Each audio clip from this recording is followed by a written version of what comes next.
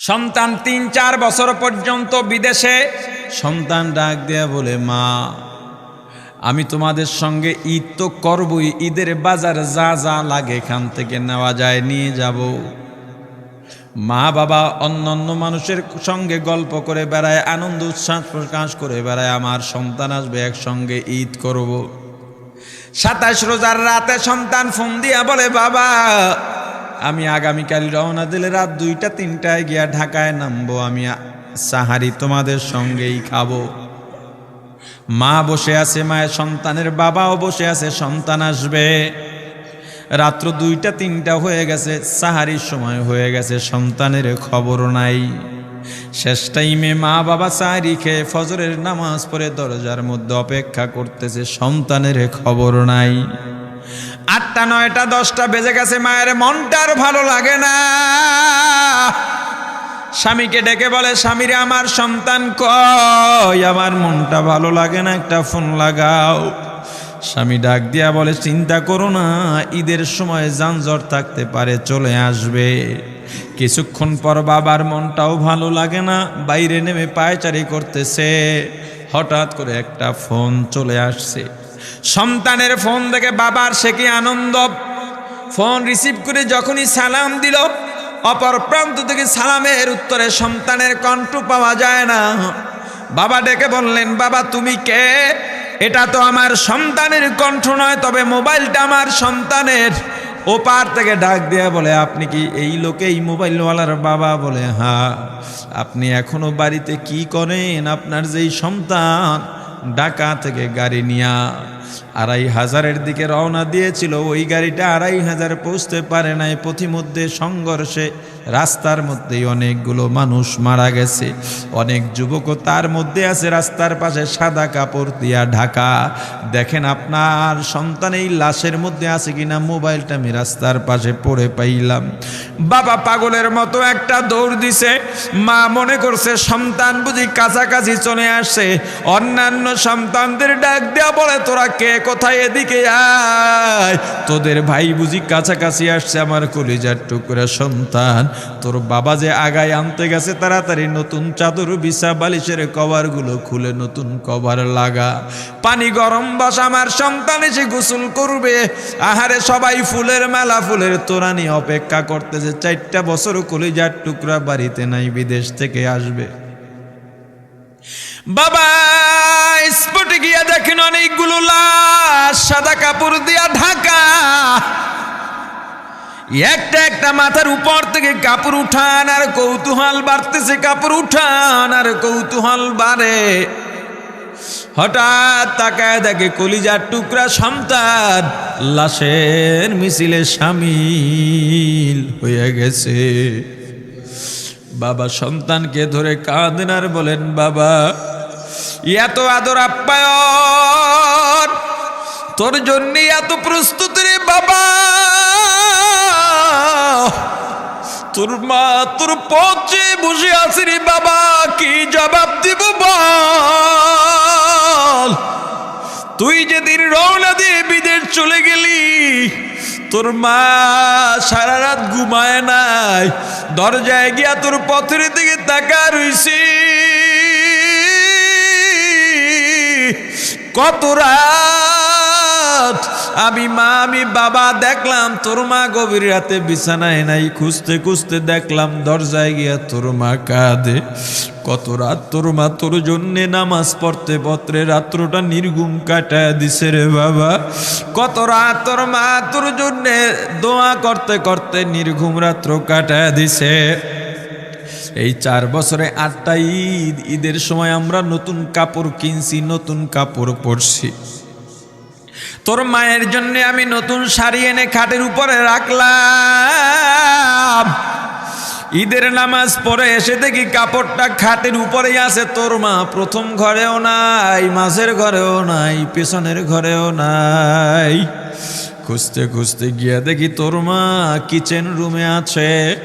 ওই নাস্তা নাড়াইতেছে, দুধ নাড়তেছে, দুধ উতলাইয়া পুইরা যাইতেছে, খবর নাই।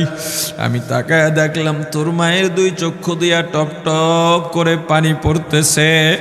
ডাক দিয়া বললাম, ওরে বিবি ঈদের দিনে তুমি কেন কাঁদো? তোমার জন্য শাড়ি আনলাম, সেটাও কেন পরলা না? তোর মা জবাব দিয়া বলছি, রে স্বামী গো, আপনারা যখন নামাজের জন্য রওনা দিয়া গেলেন, আমার অমুক সন্তান আপনার সঙ্গে যায় নামাজ দিয়া নতুন পোশাক পরে নামাজে রওনা দিয়েছে, কত সুন্দর লাগছে দেখতে। হঠাৎ করে তাকায় দেখলাম আমার কলিজের একটা মানিক আপনাদের সাথে নাই। আমার মনটার ভালো লাগে না, আমি ফোন দিলাম আমার মানিকের কাছে। ফোন রিসিভ করে বলে, মা নাস্তা বানাইছি, খাইছি, এখনো ছুটিতে আছি, আনন্দ করতেছি, ঘোরাফেরা করতেছি, কিন্তু আমি মায়ের মন। আমি বললাম, বাবা তুই আমাকে পেটে ধরিস নাই, আমি তোকে পেটে ধরছি। আমাকে খুশি রাখার জন্য কত কথাই না বললি, ঈদের টাকা পাঠাইলি, তোর টাকা দিয়া তোর বাবা জামা কিনছে, তোর ভাইরা জামা কাপড় কিনছে, তোর টাকা দিয়ে পরিশ্রমের টাকা দিয়ে আমার শাড়ি কিনছে, গহনা কিনছে, কিন্তু তোর পাশে আমি হাতুড়ের বাড়ির শব্দ কেন পাই? আমার সন্তান বলতে চায় না, পরে বলে, মাগো কাজ করতে আসছি, টাকা নিয়ে কাজ করি, ঈদের দিনেও আমাদের ছুটি দেয় না। ওরে স্বামী বলেন, ঈদের দিনেও যেই সন্তান কাজ করে, এই শ্রমের টাকার শাড়ি আমি মা কেমনে পরব রে? ওরে বাবা, আজকে তুই আসবি, খবর শুনে তোর মা এক সপ্তাহ আগের থেকে ঘুমায় না, তোর জন্য কত রঙের পিঠা বানাইছি, তোর জন্য কত আয়োজন, আমি তোর মাকে কি বলবো বাবা বল। বাবা সন্তানের লাশ অ্যাম্বুলেন্সে উঠে বাড়ির দিকে রওনা দিছে। আহারে বাড়ির কাছাকাছি আসছে, এদিকে মা দরজায় গিয়ে অপেক্ষা করতেছে, গাছের আড়াল দিয়া পথের দিকে তাকায় আছেন। দেখেন একটা গাড়ি আসতেছে, মায়ের সে কি আনন্দ, বাড়ির মধ্যে দৌড় দিছে, তোরা কই তাড়াতাড়ি আয়, ফুলের মালাগুলা নিয়ে আয়, গাড়ি আইসা পড়ছে।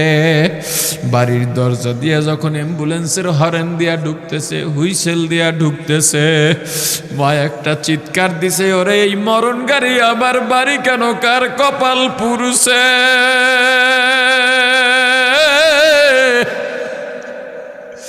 অ্যাম্বুলেন্সের দরজা খুলে তাকায় দেখি কলিজার টুকরা সন্তান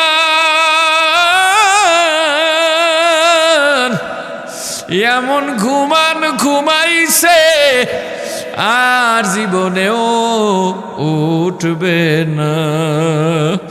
মা কাঁদেন আর বলেন, ওরে বাবা এটা তোর বিছানা নয়, নতুন চাদর বিছাইছি।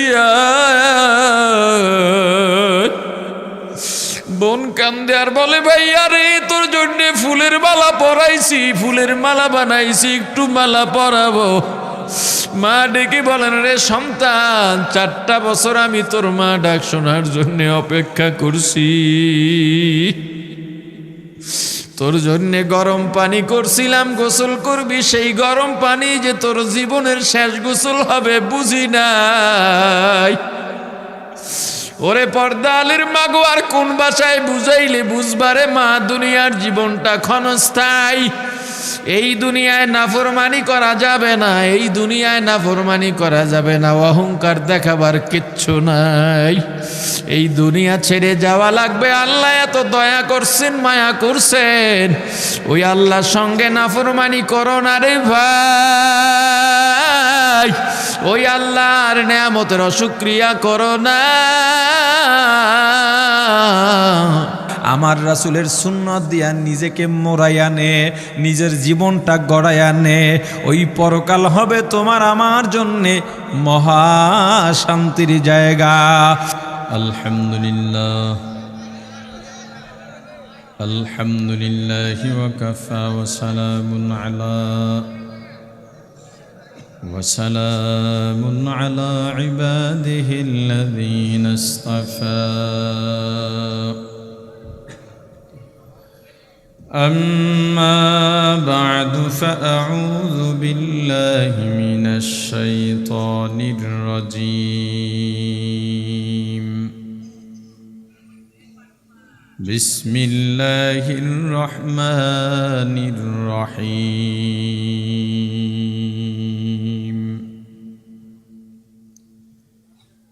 كيف تكفرون بالله وكنتم أمواتا فأحياكم ثم يميتكم ثم يحييكم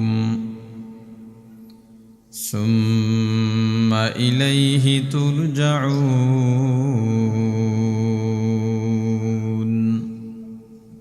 صدق الله العظيم درود شريف پڑھی اللهم صل على محمد وعلى آل محمد كما صليت على إبراهيم وعلى آل إبراهيم إنك حميد مجيد সবাই পড়ি اللهم بارك على محمد وعلى آل محمد كما باركت على إبراهيم وعلى آل إبراهيم إنك حميد مجيد يا حي يا قيوم برحمتك استغيث أصلح لي شأني كله ولا تكلني إلى نفسي طرفة عين يوم لا ينفع مال ولا بنون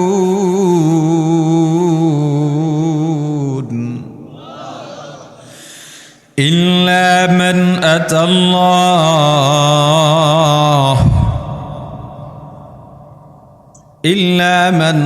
الله بقلب سليم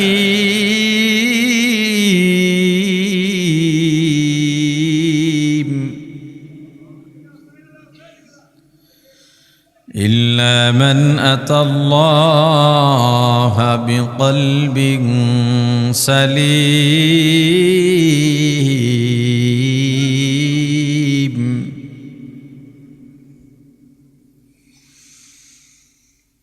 يوم لا ينفع مال ولا بنون إلا من أتى الله بقلب سليم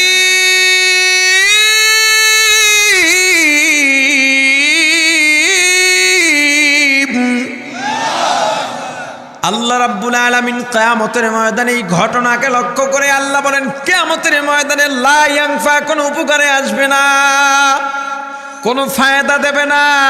মালুন, হে মালদার ভালো করে শোন, সম্পদ জমাইছো দুনিয়ার মধ্যে মাতুব্বরি করা যায়, কিয়ামতের ময়দানে সম্পদ কোনো কাজে আসবে না। ওয়ালা বানুন, সন্তান সন্ততিও কোনো কাজে আসবে না। পয়গম্বর ইব্রাহিমকে আল্লাহ খলিলুল্লাহ বলেছেন। পয়গম্বর, একজন পয়গম্বর, এই সন্তানও তার বাবার কাজে আসে নাই, আসেনি। তাহলে কি কাজে আসবে? ইল্লা মান আতাল্লাহ বিকলবিন সালিম। আল্লাহ বলেন বাপ পিতা পুত্রের পরিচয় কোনো লাভ হবে না, দুনিয়ার কোনো পদ পদবি দিয়া লাভ হবে না। তবে যারা একটা শুদ্ধ কলব, বিকলবিন সালিম, শুদ্ধ কলব নিয়ে আমি আল্লাহর কাছে আসবে, তাদের দাম। কিসের দাম? শুদ্ধ কলবের দাম। মুসলমান ইমানদার, আল্লাহ রাব্বুল আলামিন ডাক দিয়া বলেন বান্দা, আমি আল্লাহ অবকাঠামোগত দিক দিয়া সবচেয়ে সুন্দর করে মানুষ বানাইছি। শুধু সুন্দর নয়, ওয়ালাকাদ কাররামনা বানি আদম, বনি আদমকে আমি আল্লাহ অতি সম্মানী করে পাঠাইছি। কতটা সম্মান এবার আবার বলেন। নিজের ইমানের উপরে অটল থাকবেন, যেটা নিজে জানেন ওইটাই বলবেন, উল্টা পাল্টা বলার দরকার নাই। বুঝে শুনে বলেন মানুষের ক্ষমতা বেশি নাকি হাতির শক্তি বেশি মানুষের শক্তি বেশি নয়, হাতির শক্তি বেশি। কোন বিবিকে আপনি বললেন মানুষের শক্তি বেশি? কোনোদিন না। হাতির শক্তি 100, হাতি 100 মানুষের থেকেও আল্লাহ বেশি দিয়েছেন। কিন্তু একটা হাতির এত শক্তি থাকার পর হাতির পিঠের উপরে 10, 12, 14, 15 বছরের একটা বালক হাতির পিঠের উপরে বসে আছে। হাতিটা রাস্তা দিয়ে হাঁটতেছে, ছোট্ট বালক পায়ের বৃদ্ধাঙ্গুলি দিয়া হাতির কানের গোড়ায় খোঁচা মারে। হাতি দাঁড়ায় যায়, দোকানে যায়, দোকানদার 10 টাকা দিছে, আবার আর এক পায়ের আঙ্গুল দিয়া খোঁচা মারে, টাকা ছুঁড়ে মারে। দোকানদার বলে, হেরে ভাই, আমি গরিব মানুষ, কয় টাকা এইভাবে বেচা কিনা হয়? 10 টাকাই নাও। পোলায় আবার খোঁচা মারে, এবার হাতি সু দিয়া টাকাটা নিয়ে আহে। ছোট একটা বালক হাতিকে বসতে বললে বসে, দাঁড়াইতে বললে দাঁড়ায়, হাঁটতে বললে হাঁটে। এত শক্তি থাকার পরেও এই ছেলেকে কেন মানে? ভয় ডরে না, শক্তি বেশি এজন্যে না, না, সম্মানের কারণে। কিসের কারণ? সিংহবাগ। গত সপ্তাহে একটা ভিডিও দেখলাম, 8 বছর পরে, 8 বছর আগে বাঘের 2টা বাচ্চা বিদেশের এক লোক লালন পালন করছে। পানিতে ভেসে ভেসে আসছে, কোথা থেকে আসছে, লালন পালন করছে, বড় হয়ে গেছে। একটা সাফারি পার্কের মধ্যে রাখতো, নিজের হাতে খাওয়াইতো। এরপরে একটা কাজে 8 বছরের জন্য দূরে চলে গিয়েছে। 8 বছর পরে ওই লোকটা আবার আসছে। বাঘ 2টা দেখে সঙ্গে সঙ্গে লাফাইতে লাফাইতে এসে মালিকের গলা জড়াইয়া ধরছে। বাঘে মানুষ পাইলে খায়? হ্যাঁ, খায় না, কিন্তু এরে খায় নাই। কিসের কারণে? মানুষের সম্মান। মুসলমান একটা গরুর শক্তি তোমার আমার চাইতে অনেক বেশি। কোরবানির বাজারে যাও, কত বড় বড় উঁচা উঁচা গরু, কিন্তু মানুষ সামনে গেলে গুতামাইরা উড়াইয়া দিতে পারে, কিচ্ছু বলে না। আমার নিজের বড় জাতের গরুর ফার্ম আছে, আমি ভালো করে উপলব্ধি করতে পারি। 4-5 জন মিলে একটা গরু যখন গোয়াল ঘর থেকে ছেড়ে বীজ দেওয়ার জন্য অথবা ইনজেকশন দেওয়ার জন্য বাইরে খাঁচার মধ্যে আনা হয়, অনেক কষ্টে আনতে হয়, অনেক কষ্টে আবার ঢুকাইতে হয়। এত শক্তি এই গরু যদি টান মারে, 2 দিক দিয়ে 50 জন ধরবে, টেনে নিয়ে যাবে, গায়ে বাজবে না, এত শক্তি গরুর গায়ে। এরপরও গরুটা ছোট ছোট কয়েকটা রাখাল নিয়মিত ধোয়ায়, নিয়মিত খাবার দেয়, নিয়মিত গরু দোয়ায়, দুধ দহন করে। একটাবার গুতাও মারে না, লাত্তিও মারে না, যা বলে তাই শোনে। কি মানুষের শক্তি বেশি এজন্যে? সম্মানের কারণে। আল্লাহ বলেন, বান্দা, মানুষ চিনে আসছি আমরা কারা, আমাদের পরিচয় দিচ্ছি। শুধুমাত্র সুন্দর সুরাত আর সম্মানের দিক থেকেই নয়, আমি আল্লাহ মানুষকে পরিপূর্ণ একটা জীবন দিয়েছি। এত সুন্দর পরিপূর্ণ জীবন আমি আল্লাহর কাউকে দিই নাই। এত সুন্দর পরিপূর্ণ জীবন, পরিপূর্ণ জীবনের ব্যাখ্যা কি? পাখির বাসা থাকে গাছের মাথায়, ঝড় এলে পড়ে যায়, বৃষ্টি এলে ভিজে যায়। কিন্তু আমি আল্লাহ মানুষকে তো সুন্দর বাসস্থানের ব্যবস্থা করলাম। ঝড় বৃষ্টিতেও সমস্যা নাই, রোদেও সমস্যা নাই, শীতেও সমস্যা নাই। গরুর পেট থেকে যেই বাছুরটা বের হয়, বাছুরটা যদি ষাঁড় বাছুর হয়, ওই ষাঁড় বাছুরটা বড় হইয়া আবার মায়ের পিঠের উপরে ওঠে।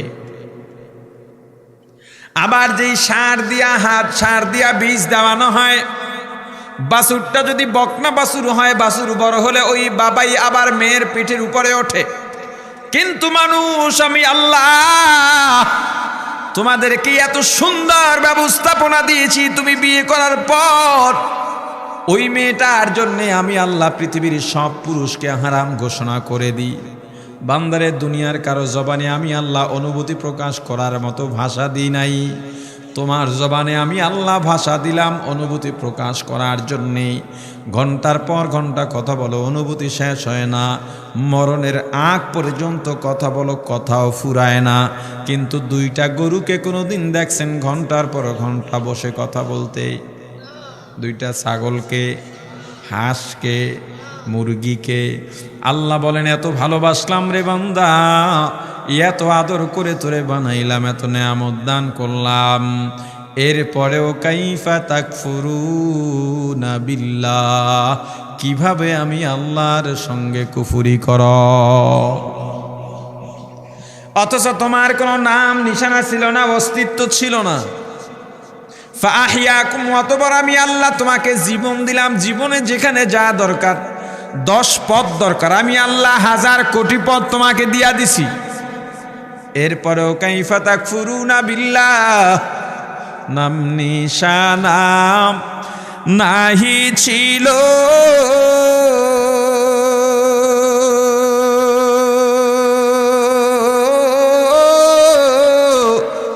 শিশু জীবন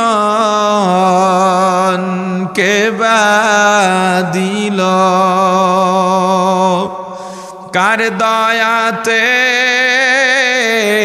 আসলি রে তুই, মায়েরি উদার, না মানলি ফরমান রে তুই, না মানলি কুরআন। শিশু ছিলি জওয়ান হইলি,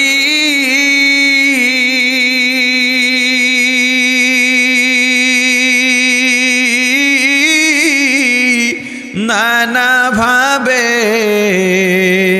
স্বাদ মিটাইলি,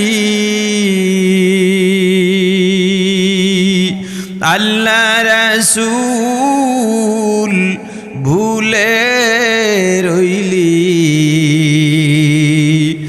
আসিয়া ভুবন, না মানলি ফরমান রে তুই, না মানলি কুরআন। যতই কর বাহাদুরি,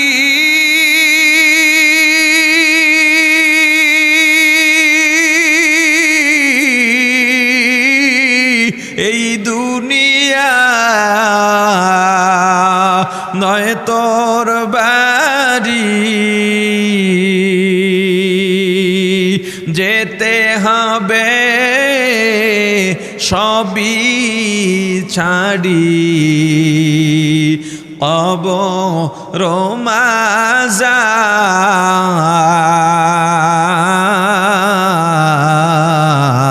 মাজার, না মানলি ফরমান রে তুই, না মানলি কুরআন। তওবা করো আল্লাহর কাছে,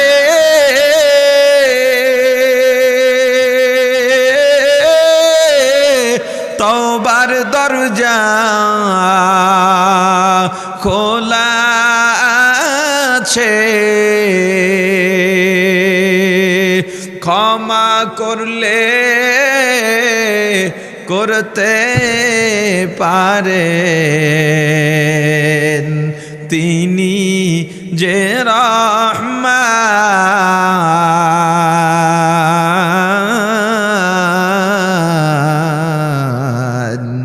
না মানলি ফরমান রে তুই, না মানলি কুরআন। সুবহান। ওরে বান্দা, আমি আল্লাহ অস্তিত্বহীন থেকে তোমাকে আমি আল্লাহ সুন্দর একটা জীবন দিলাম। এত সুন্দর একটা জীবন বান্দারে যখন মায়ের গর্ভে ছিলা, তোমার মায়ের গর্ভের বয়স যখন 8-9 মাস হয়ে গেছে, তোমার মা হাঁটতে পারে না, চলতে পারে না, হোঁচট খেয়ে পড়ে গেলে ব্যথা পাইতে পারতা। এমনকি তোমার মাথা পেটের মধ্যে থাকা অবস্থায় থেতলে যাইতে পারতো, হাত পা ভেঙে যাইতে পারতো। বান্দা, এত দয়া করছি, এত মায়া করছি, তোমার মা একবারও হোঁচট খায়া পড়ে নাই। কেন জানো? তোমার মাকে আমি পাহারা দিয়েছি, আমি আল্লাহ। বান্দারে, তোমার মায়ের প্রসব বেদনা শুরু হয়ে গেল। যখনই তুমি ভূমিষ্ঠ হইতে শুরু করলা, তোমার মায়ের উপরে আসমান সম বোঝা চেপে পড়েছে। তোমার মা তোমার প্রসব বেদনায় মারা যাওয়ার কথা, কারণ চিকিৎসা বিজ্ঞানীরা বলেন একজন মানুষ যন্ত্রণা সহ্য করতে পারে সর্বোচ্চ 43 থেকে 45 ডিগ্রি পর্যন্ত। এর থেকে 1-2 ডিগ্রি যন্ত্রণা বেশি হলে মানুষটা হার্ট অ্যাটাক করে মারা যায়, আর সইতে পারে না। কিন্তু একজন মা যখন সন্তান প্রসব করেন, ওই মায়ের যন্ত্রণার ডিগ্রি থাকে 52 থেকে 54। আল্লাহ ডাক দিয়া বলেন, ওরে বান্দা, এরপর তোর মা বেঁচে থাকে কেন জানা? আমি আল্লাহ দয়া করে মায়া করে, শুধু তোকে দয়া করে মায়া করে তোর মাকে বাঁচায় রাখছি, কারণ তোর মায়ের চাইতে এত আদর দিয়া যত্ন দিয়া তোরে কেউ মানুষ বানাইতে পারবে না। ওরে বান্দা, তুই ছোট্ট শিশু, কান্না ছাড়া কোনো ভাষা নাই।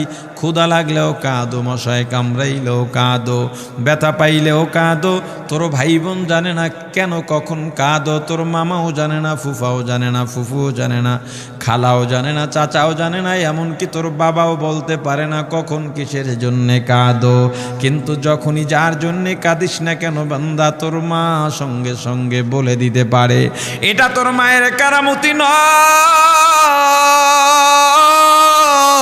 ওরে বান্দা, তুই কখন কিসের জন্যে কাঁদো, এটা যদি তোর মাও নাও বলতে পারতো, তাহলে তুই তো কাঁদতে কাঁদতেই মারা যাইতি, তোর হাজও তার প্রয়োজন পুরা হইতো না। বান্দারে, আমি আল্লাহ তোকে দয়া করে মায়া করে তোর মায়ের মধ্যে আমি আল্লাহ একটা সেন্সর লাগাই দিছি। যখনই তুই ব্যথা পেয়ে কাঁদিস, তোর মা সঙ্গে সঙ্গে বলতে পারে, সেন্সরে ধরা পড়ে যায়।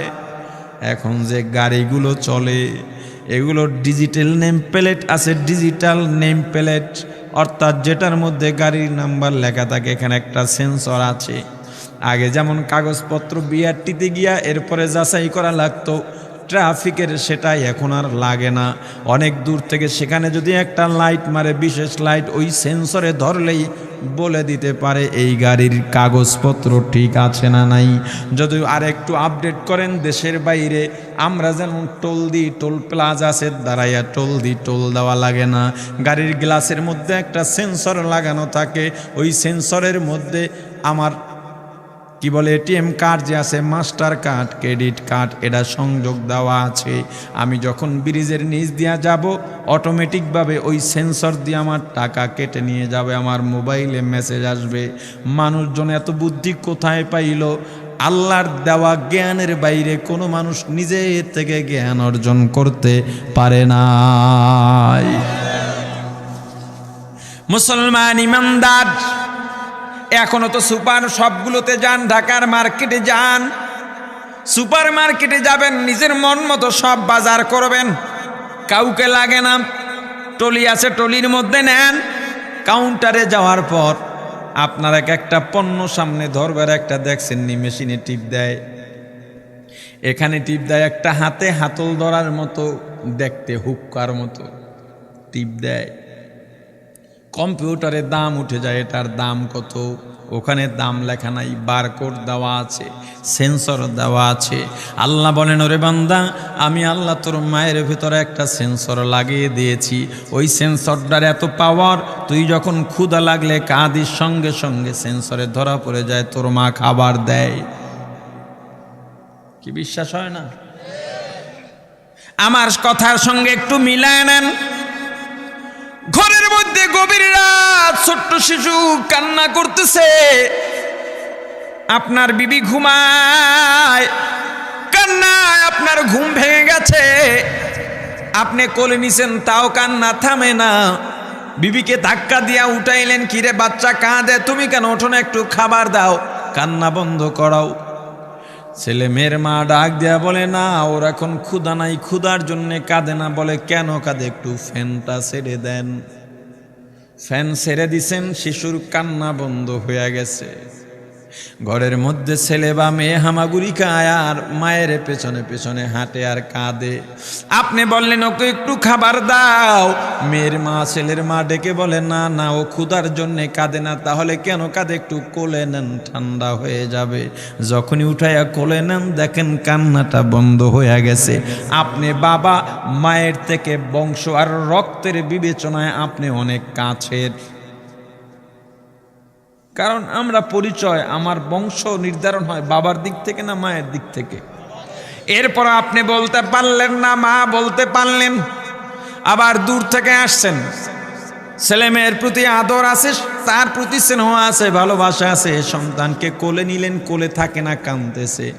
এবার সন্তানের মা ডেকে বলে, কোলে একটু পরে নেন, একটু খাওয়াইয়া দিয়ে, ওর পেটে ক্ষুধা আছে। কথা কয় না? ওরে মুসলমান, আল্লাহ এত দয়া করছেন, এত মায়া করছেন, এরপরেও কাইফা তাকফুরুনা বিল্লাহ। বান্দারে আমি আল্লাহ এরপরে আস্তে আস্তে আস্তে আস্তে তোমার বয়স বাড়ার সাথে সাথে তোমার দাঁতের মারি, মুখের মারি আমি শক্ত বানাইলাম, দাঁত বের করলাম, হাড্ডিও চাবাইতে পারো। এরপরে এত সুন্দর তোমার জবানে ভাষা দিয়েছি। ওরে বান্দা আস্তে আস্তে যৌবন দিয়া দিলাম। যখনই যৌবন পাইলা তখনই আমি আল্লাহর বিরুদ্ধে নাফরমানি শুরু করলা। ওরে বান্দা আমি আল্লাহ তোমার এক পদের খাবার দরকার, কোটি রকম খাবার দিয়া দিছি।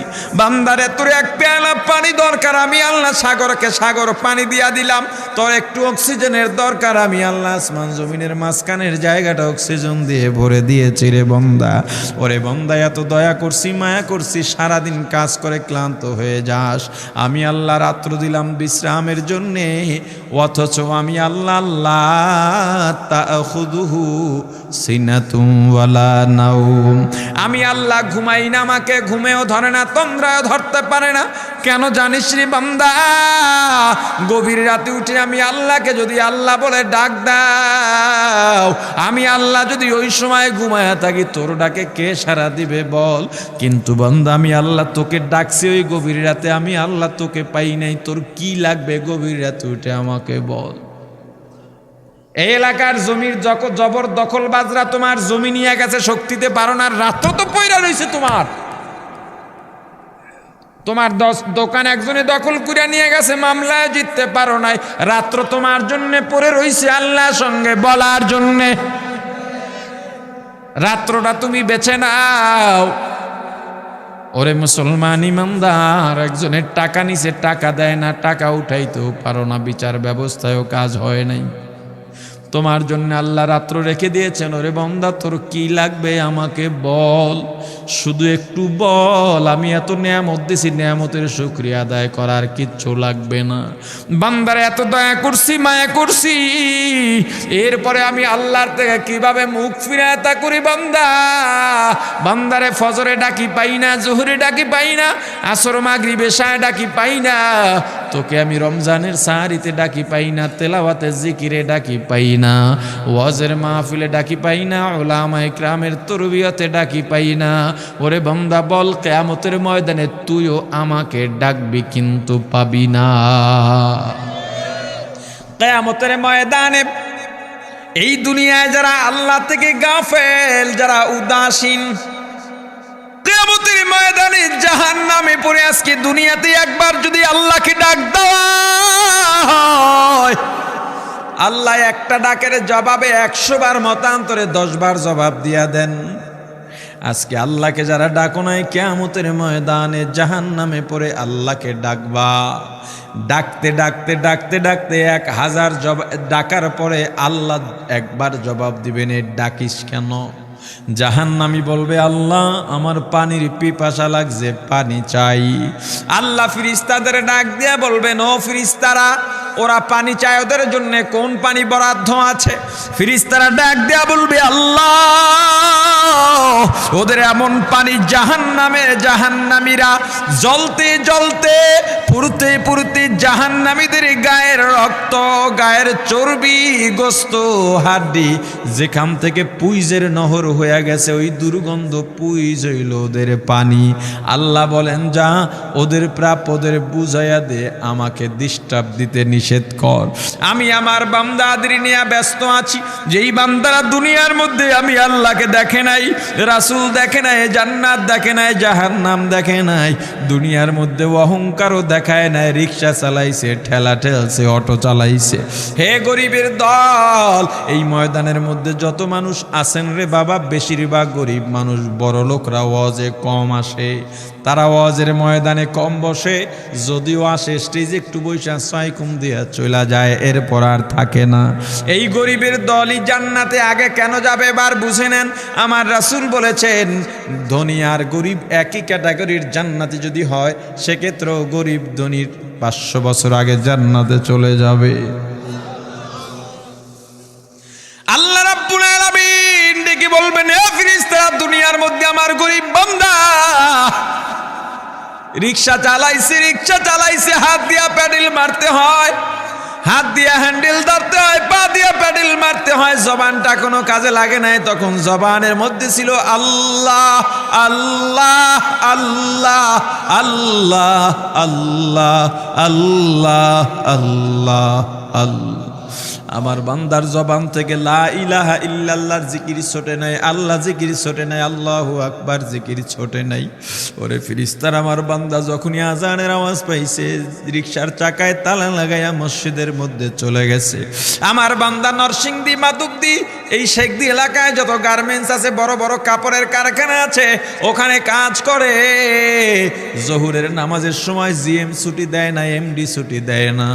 মনের কষ্ট নিয়ে এক কোনায় দাঁড়াইয়া শুধু ফরজ 4 রাকাত পইরা কাজের মধ্যে লাগে গেছে, সারাদিন মনটাও ভালো না। রাত্র যখন গভীর হইয়া গেছে, সবাই যখন ঘুমায়, আমার গরিব বান্দা সুন্দরভাবে ওযু বানাইয়া যায় নামাজ বিছাইয়া, নামাজের দাঁড়াইয়া চোখের পানি ছেড়ে কেঁদেছিল আর বলেছিল, আমার আল্লাহ আল্লাহ, আমি গরিব মানুষ, ওই গার্মেন্টসে কাজ করা ছাড়া উপায় নাই, অন্য কোনো কাজও পাই না, জানিও না, বুঝিও না, আমার রিজিকেরও দরকার, আমি সুন্নত পড়তে পারি নাই, আমাকে আপনি মাফ করে দেন, ক্ষমা করে দেন। সারাটা রাত কেঁদে কেঁদে যায় নামাজ ভিজায় ফলাইছে। সারা দুনিয়ার মানুষ কত তিরস্কার করছে, তবু টুপি ছাড়ে নাই। বহু রিক্সাওয়ালা, ভ্যানওয়ালা, ঠেলাওয়ালা মাথায় পাগড়ি বেঁধে রিক্সা চালায়, আসে না নাই? বহু দোকানদার আছে, যখন মসজিদের মধ্যে আজান হয়, দোকানের সামনে লিখে একটা কাপড় টানা দেয়, এখন নামাজের সময় আসে না নাই? ওরে দোকানদার, তুমি কেন পারবা না? হে রিক্সাওয়ালা, তুমি কেন পারবা না? বহু প্রশাসনের সদস্য আছে, পুলিশ, র্যাব, সেনাবাহিনীর সদস্য আছে, দেখলে মনে হয় মাওলানা মুফতি আছে না নাই? যদি তোমার বিশ্বাস না হয়, টঙ্গী ইজতেমায় যাইবা, চরমনার মাহফিলে যাইবা, একটু ঘুরবা, আর 2-1 পরিচিতের কাছে বলবা, এমন লোকও নাকি আছে প্রশাসনের ঊর্ধ্বতন কর্মকর্তা, কিন্তু এখানে এসে একটা সাধারণ মানুষের মতো পড়ে থাকে আল্লাহকে পাওয়ার জন্যে। একটু খুঁজে দেখবা, দেখলেই পেয়ে যাবা। কত মানুষ আছে কল্পনাও করা যায় না, সচিব পর্যায়ের মানুষ কেউ চিনে না। সেদিন আমার অফিসে একজন সচিবালয়ের একজন চাকরি, কি বল, অর্থ মন্ত্রণালয়ের বড় ঊর্ধ্বতন একজন কর্মকর্তা কখনোই পরিচয় দিতে নিষেধ করেছেন, এজন্য পরিচয় দিই না। উনি দেখা করার জন্য আসছেন। আমি প্রথমে মনে করেছি কোনো মাদ্রাসার হুজুর হবেন। 24 ঘন্টা পাগড়ি বাঁধা থাকে, সরকারিভাবে ওনার টোল মাফ, ওই টোলের টাকাগুলো ওনাকে পরবর্তীতে দেওয়া হয় ভাতা হিসেবে, এটা উনি নেন না। জনগণের হক। সরকারি গাড়িও ব্যবহার করেন না, একটা কম দামি মোটর সাইকেল কিনে নিয়েছেন। এজন্যে তার মাও বেজার, তার বাবাও বেজার, কারণ তার ক্যাটাগরির চাকরিজীবীরা বিল্ডিং, অট্টালিকা বানাইছে, তার এখনো কিছুই নাই। আল্লাহকে চেনো তবেই তুমি কামিয়াব, আর কোথাও কামিয়াবি নাই। টাকার মধ্যে কামিয়াবি নাই, ইলমের মধ্যে কামিয়াবি নাই, বড় মুফতি হওয়ার মধ্যে কামিয়াবি নাই, এমপি মন্ত্রী হওয়ার মধ্যে কামিয়াবি নাই, ধনী হওয়ার মধ্যে কামিয়াবি নাই, সুন্দর হওয়ার মধ্যে কামিয়াবি নাই, ইঞ্জিনিয়ারিং হওয়ার মধ্যে কামিয়াবি নাই, ডাক্তার হওয়ার মধ্যে কামিয়াবি নাই। কামিয়াবি একমাত্র দ্বীনের মধ্যে, কামিয়াবি একমাত্র আল্লাহর গোলামির মধ্যে। এর মানে কি তুমি ডাক্তার হইবা না? না হও, তবে আল্লাহর গোলামি ছাড়বো না। তুমি ইঞ্জিনিয়ার হতেও বাধা নাই, তবে আল্লাহর গোলামি ছাড়া যাবে না। তুমি এমপি মন্ত্রী হতেও বাধা নাই, তবে আল্লাহর গোলামি ছাড়া যাবে না। বড় মাওলানা সাহেব, বড় পীর সাহেব, বড় মুফতি সাহেব পরিচয়ের আগের পরিচয় হলো আমি আপনি গোলাম। কার গোলাম? জোরে জোরে মুসলমান ইমানদার। এই যে আল্লাহ দুনিয়াতে পাঠাইলেন, এই দুনিয়াটাই শেষ নয়, মনে রাখবা। সুম্মা ইউমিতুকুম, আবার মরা লাগবে। মরা লাগবে কিনা? এই মরাটাও শেষ নয়। সুম্মা ইউহয়িকুম, আবার জীবিত করা হবে, জীবিতটাও শেষ নয়। সুম্মা ইলাইহি তুরজাউন, আল্লাহর কাঠগড়ায় ফিরে যাওয়া লাগবে। মরার চিন্তা অন্তরে যদি থাকে আল্লাহর গোলাম, তাহলে আর কুফরি করতে পারো না, নাফরমানি করতে পারো না, আল্লাহর নিয়ামতের অশুকরিয়া করা যায় না। ওরে ২৫০০০-এর আল্লাহর গোলাম, এ যুবক, কোন দিন জানি তুমি মারা যাও তুমিও জানি না, জানো না আমি কোন দিন মারা যাব আমিও জানি না। তোমার আমার মতো কত যুবক মোটর সাইকেল নিয়ে বের হয়, কল্পনাও করেন এখানে মারা যাবে, মারা যায়। আহারে কত মানুষ মারা গেল, খবর শোনার পর কি বলে, আরে কালকে রাত্রেই তো একই দোকানে বসে চা খাইলাম, আজকে চলে গেল। তোমার আমার ব্যাপারেও এমন বলার মানুষের অভাব থাকবে না। মুসলমান ইমানদার, যেদিন মারা যাব, কুল্লু নাফসিন যায়িকাতুল মাউত, প্রত্যেক মুসলমান, প্রত্যেক প্রাণীকে মৃত্যুর স্বাদ গ্রহণ করা লাগবে। দেখো না, বিদেশ থেকে লাশ আসে, গত ১ মাস বা ১.৫ মাস, সর্বোচ্চ ২ মাস আগে ২ ভাই দ্বন্দ্ব করে একজন খুন হয়ে গেল। মা এয়ারপোর্টে গিয়া কাঁদে আর বলে, আমার এক ছেলে খুন হয়ে গেছে, এখন আর এক ছেলে জেলে যাক, ফাঁসি হোক, তা চাই না, আমার ছেলেটাকে ফেরত চাই। ওরে মুসলমান ইমানদার, কামাই করার জন্য দুনিয়া চিনলাম, অথচ যখন মারা যাব দুনিয়ার কেউ ফিরাইয়া রাখতে পারবে না। সন্তান ৩-৪ বছর পর্যন্ত বিদেশে, মা পথের দিকে তাকায় থাকেন, বাবাও পথের দিকে খুশি। সন্তান ডাক দেয়া বলে, মা আমি তোমাদের সঙ্গে ঈদ তো করবই, ঈদের বাজার যা যা লাগে এখান থেকে নেওয়া যায় নিয়ে যাব। মা বাবা অন্যান্য মানুষের সঙ্গে গল্প করে বেড়ায়, আনন্দ উচ্ছ্বাস প্রকাশ করে বেড়ায়, আমার সন্তান আসবে, একসঙ্গে ঈদ করব। ২৭ রোজার রাতে সন্তান ফোন দিয়া বলে, বাবা আমি আগামীকাল রওনা দিলে রাত ২টা-৩টায় গিয়া ঢাকায় নামবো, আমি সাহারি তোমাদের সঙ্গেই খাবো। মা বসে আছে, মায়ের সন্তানের বাবাও বসে আছে, সন্তান আসবে। রাত্র ২টা-৩টা হয়ে গেছে, সাহারির সময় হয়ে গেছে, সন্তানের খবর নাই। শেষ টাইমে মা বাবা সাহারি খেয়ে ফজরের নামাজ পড়ে দরজার মধ্যে অপেক্ষা করতেছে, সন্তানের খবর নাই। ৮টা, ৯টা, ১০টা বেজে গেছে, মায়ের মনটার ভালো লাগে না। স্বামীকে ডেকে বলে, স্বামীরে আমার সন্তান কই, আমার মনটা ভালো লাগে না, একটা ফোন লাগাও। স্বামী ডাক দিয়া বলে, চিন্তা করো না, ঈদের সময় যানজট থাকতে পারে, চলে আসবে। কিছুক্ষণ পর বাবার মনটাও ভালো লাগে না, বাইরে নেমে পায়চারি করতেছে, হঠাৎ করে একটা ফোন চলে আসছে। সন্তানের ফোন দেখে বাবার সে কি আনন্দ। ফোন রিসিভ করে যখনই সালাম দিল, অপর প্রান্ত থেকে সালামের উত্তরে সন্তানের কণ্ঠ পাওয়া যায় না। বাবা ডেকে বললেন, বাবা তুমি কে? এটা তো আমার সন্তানের কণ্ঠ নয়, তবে মোবাইলটা আমার সন্তানের। ওপার থেকে ডাক দিয়ে বলে, আপনি কি এই লোকে এই মোবাইলওয়ালার বাবা? বলে হ্যাঁ। আপনি এখনো বাড়িতে কি করেন? আপনার যেই সন্তান ঢাকা থেকে গাড়ি নিয়া ২৫০০-এর দিকে রওনা দিয়েছিল, ওই গাড়িটা ২৫০০ পৌঁছতে পারে নাই। পথিমধ্যে সংঘর্ষে রাস্তার মধ্যেই অনেকগুলো মানুষ মারা গেছে, অনেক যুবকও তার মধ্যে আছে, রাস্তার পাশে সাদা কাপড় দিয়া ঢাকা। দেখেন আপনার সন্তান এই লাশের মধ্যে আছে কিনা। মোবাইলটা আমি রাস্তার পাশে পড়ে পাইলাম। বাবা পাগলের মতো একটা দৌড় দিছে। মা মনে করছে সন্তান বুঝি কাছাকাছি চলে আসছে। অন্যান্য সন্তানদের ডাক দেয়া বলে, তোরা কে কোথায়, এদিকে আয়, তোদের ভাই বুঝি কাছাকাছি আসছে। আমার কলিজার টুকরা সন্তান, তোর বাবা যে আগায় আনতে গেছে, তাড়াতাড়ি নতুন চাদর বিছা, বালিশের কভারগুলো খুলে নতুন কভার লাগা, পানি গরম বসা, আমার সন্তান এসে গোসল করবে। আহারে সবাই ফুলের মেলা, ফুলের তোড়া নিয়ে অপেক্ষা করতেছে। 4টা বছর কলিজার টুকরা বাড়িতে নাই, বিদেশ থেকে আসবে। বাবা স্পটে গিয়া দেখেন অনেকগুলো লাশ সাদা কাপড় দিয়া ঢাকা। একটা একটা মাথার উপর থেকে কাপড় উঠান আর কৌতূহল বাড়তেছে, কাপড় উঠান আর কৌতূহল বাড়ে। হঠাৎ তাকায় দেখে কলিজার টুকরা সন্তান লাশের মিছিলে শামিল হয়ে গেছে। বাবা সন্তানকে ধরে কাঁদেন আর বলেন, বাবা এত আদর আপ্যায়ন তোর জন্য, এত প্রস্তুতি রে বাবা, তোর মা তোর পথে বসে আছে রে বাবা, কি জবাব দিব বল? তুই যেদিন রওনা দিয়ে বিদেশ চলে গেলি, তোর মা সারা রাত ঘুমায় নাই, দরজায় গিয়া তোর পথের দিকে তাকা রইছি। কত রাত আমি মা আমি বাবা দেখলাম, তোর মা গভীর রাতে বিছানায় নাই, খুঁজতে খুঁজতে দেখলাম দরজায় গিয়া তোর মা কাঁদে।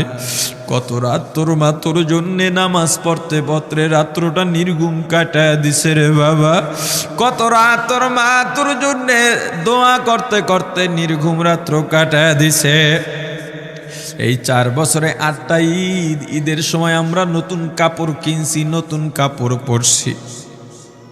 তোর মায়ের জন্য আমি নতুন শাড়ি এনে খাটের উপরে রাখলাম। ঈদের নামাজ পড়ে এসে দেখি কাপড়টা খাটের উপরেই আছে। তোর মা প্রথম ঘরেও নাই, মাঝের ঘরেও নাই, পেছনের ঘরেও নাই। খুঁজতে খুঁজতে গিয়া দেখি তোর মা কিচেন রুমে আছে। ওই নাস্তা নাড়াইতেছে, দুধ নাড়তেছে, দুধ উথলাইয়া পুইরা যাইতেছে, খবর নাই। আমি তাকায় দেখলাম তোর মায়ের 2 চক্ষু দিয়া টপ টপ করে পানি পড়তেছে। ডাক দিয়া বললাম, ওরে বিবি, ঈদের দিনে তুমি কেন কাঁদো? তোমার জন্য শাড়ি আনলাম, সেটাও কেন পরলা না? তোর মা জবাব দিয়া বলছি, স্বামী গো, আপনারা যখন নামাজের জন্য রওনা দিয়া গেলেন, আমার অমুক সন্তান আপনার সঙ্গে যায় নামাজ দিয়া নতুন পোশাক পরে নামাজে রওনা দিয়েছে, কত সুন্দর লাগছে দেখতে। হঠাৎ করে তাকায় দেখলাম আমার কলিজের একটা মানিক আপনাদের সাথে নাই। আমার মনটার ভালো লাগে নাই। আমি ফোন দিলাম আমার মানিকের কাছে। ফোন রিসিভ করে বলে, মা নাস্তা বানাইছি, খাইছি, এখনো ছুটিতে আছি, আনন্দ করতেছি, ঘোরাফেরা করতেছি, কিন্তু আমি মায়ের মন। আমি বললাম, বাবা তুই আমাকে পেটে ধরিস নাই, আমি তোকে পেটে ধরছি। আমাকে খুশি রাখার জন্য কত কথাই না বললি। ঈদের টাকা পাঠাইলি, তোর টাকা দিয়া তোর বাবা জামা কিনছে, তোর ভাইরা জামা কাপড় কিনছে, তোর টাকা দিয়ে, পরিশ্রমের টাকা দিয়ে আমার শাড়ি কিনছে, গহনা কিনছে, কিন্তু তোর পাশে আমি হাতুড়ের বাড়ির শব্দ কেন পাই? আমার সন্তান বলতে চায় না, পরে বলে মাগো কাজ করতে আসছি, টাকা নিয়ে কাজ করি, ঈদের দিনেও আমাদের ছুটি দেয় না। ওরে স্বামী বলে ঈদের দিনেও যেই সন্তান কাজ করে এই শ্রমের টাকার শাড়ি আমি মা কেমনে পরব রে। ওরে বাবা আজকে তুই আসবি, খবর শুনে তোর মা এক সপ্তাহ আগের থেকে ঘুমায় না, তোর জন্য কত রঙের পিঠা বানাইছি, তোর জন্য কত আয়োজন, আমি তোর মাকে কি বলবো বাবা বল। বাবা সন্তানের লাশ অ্যাম্বুলেন্সে উঠে বাড়ির দিকে রওনা দিছে। আহারে বাড়ির কাছাকাছি আসছে, এদিকে মা দরজায় গিয়ে অপেক্ষা করতেছে, গাছের আড়াল দিয়া পথের দিকে তাকায় আছেন। দেখেন একটা গাড়ি আসতেছে, মায়ের সে কি আনন্দ, বাড়ির মধ্যে দৌড় দিছে, তোরা কই তাড়াতাড়ি আয়, ফুলের মালাগুলা নিয়ে আয়, গাড়ি আইসা পড়ছে। বাড়ির দরজা দিয়ে যখন অ্যাম্বুলেন্সের হরেন দিয়া ঢুকতেছে, হুইসেল দিয়া ঢুকতেছে, মা একটা চিৎকার দিছে, ওরে এই মরণ গাড়ি আমার বাড়ি কেন, কার কপাল পুরুষে।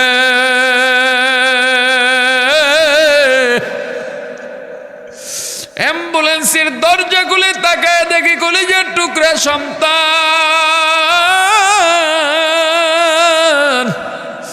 এমন ঘুমাইছে আর জীবনেও উঠবে না। মা কাঁদেন আর বলেন, ওরে বাবা এটা তোর বিছানা নয়, নতুন চাদর বিছাইছি। বোন কান্দে আর বলে, ভাই আরে তোর জন্য ফুলের মালা পরাইছি, ফুলের মালা বানাইছি, একটু মালা পরাবো। মা ডেকে বলেন, রে সন্তান 4টা বছর আমি তোর মা ডাক শোনার জন্য অপেক্ষা করছি, তোর জন্য গরম পানি করছিলাম, গোসল করবি, সেই গরম পানি যে তোর জীবনের শেষ গোসল হবে বুঝি নাই। ওরে পর্দা আলীর মাগো আর কোন ভাষায় বুঝাইলে বুঝবারে মা, দুনিয়ার জীবনটা ক্ষণস্থায়ী, এই দুনিয়ায় নাফরমানি করা যাবে না, এই দুনিয়ায় নাফরমানি করা যাবে না, অহংকার দেখাবার কিচ্ছু নাই, এই দুনিয়া ছেড়ে যাওয়া লাগবে। আল্লাহ এত দয়া করছেন, মায়া করছেন, ওই আল্লাহর সঙ্গে নাফরমানি করো না রে ভাই, ওই আল্লাহর নেয়ামতের অশুকরিয়া করো না, আল্লাহর নেয়ামতের শুকরিয়া আদায় করো, দুনিয়ার সব মোহ ত্যাগ করো, দলের মায়া ত্যাগ করো, দুনিয়ার মায়া ত্যাগ করো। এ আওয়ামী লীগ বিএনপি যারা করো, ক্ষমতায় যারা বারবার যাও, ক্ষমতায় তোমার দল গেলেই তুমি দাপট দেখাও, যুবকরে তোর 2টা পা ধরা লাগলেও পা ধরবো রে ভাই, এই ক্ষমতা কিচ্ছু না, দাপট কিচ্ছু না, ওই কিয়ামতের ময়দানের নাজাতের চেয়ে বড় দাপট আর কিচ্ছু নাই। আল্লাহ রক্ত দিছেন, আল্লাহ জীবন দিছেন, আল্লাহর এই রক্ত আর জীবন দুনিয়ার কুফরি পুঁজিবাদী কুফরি গণতন্ত্রের জন্য দিস না, এই রক্ত আল্লাহর জন্য রাখ, এই জীবন আল্লাহর জন্য রাখ। আমার রাসূলের সুন্নাত দিয়া নিজেকে মোড়াইয়া নে, নিজের জীবনটা গড়াইয়া নে, ওই পরকাল হবে তোমার আমার জন্যে মহা শান্তির জায়গা। আল্লাহ আমাদের কবুল করেন, বলেন আমিন।